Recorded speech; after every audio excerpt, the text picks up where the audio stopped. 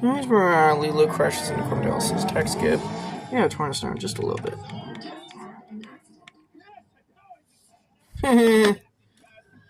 Here's where you see the car cabs in the future. Now, believe it or not, there's actually two video games of Fifth Element. Yeah, the game based off the story of the movie. And it was released for PlayStation. Didn't it have a game called NYC Future NYC Race Car Racing? It's like a racing game of like flying cars in New York City. So it's actually, I think it's actually like a sequel to the movie. Actually, I think it's like a prequel to the movie. I don't know. Now, when this movie came out, I don't think it got a whole lot of promotion. I don't think there was any toys made or any merchandise made. For those who don't know, Lilo, she's speaking a made-up language called Divine Language. It's actually a language that Mila Jovovich and Luke Besson both invented together. Besson actually made up for it. Jovovich helped in kind of invent the words.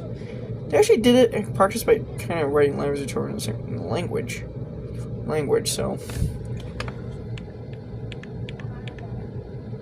So Lilo doesn't actually speak English at all in the movie. Now, Mila Jovovich, she was actually born in Ukraine, but actually grew up in the States. Now, so she is bilingual, but I don't think she speaks native Russian.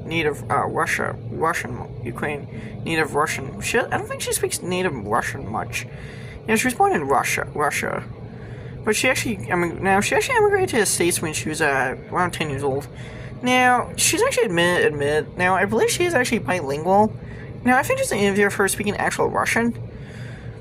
So she is bilingual. Now, she's actually, after she divorced Luke Besson, she eventually married Paul W.S. Anderson while making Resident Evil. The original Resident Evil. That's when they eventually got together, and eventually they got married in 2009. They got married right after they had their first kid together. Now,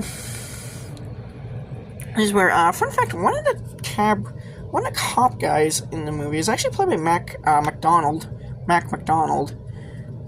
who I'm sure some of you folks out there might recognize from Red Dwarf.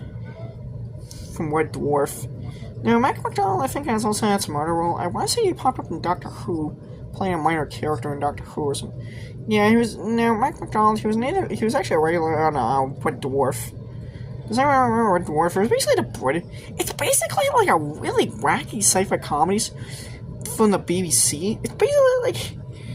It's almost like a Star Trek spoof, basically. It's kind of like Star Trek, but it's like a Star Trek parody almost. Or more joke.